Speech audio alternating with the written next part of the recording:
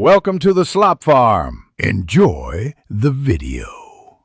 You will begin right away by freeing safe-to-delete items. Open Disk Cleanup as administrator, select C, / and choose System Files. This removes update caches, temporary installer files, and recycle bin contents. Once done, make sure to uncheck anything you might need like hibernation files because they're large. You're doing this to reclaim space and reduce clutter so Windows runs smoother. Keep an eye on the total freed space number. It guides whether you need the deeper steps that follow. Now target the middle, more detailed work.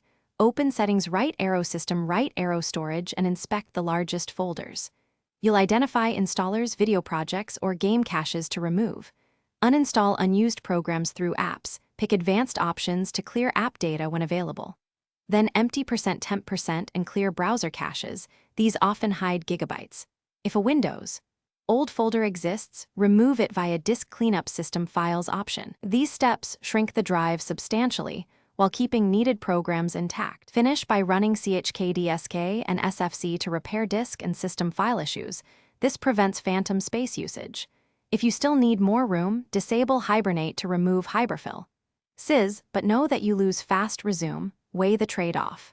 Reboot, confirm the freed space in storage, and restore any backed up files you actually need. Troubleshooting tip: if space doesn't appear reclaimed, run Disk Cleanup again and check for shadow copies or system restore points.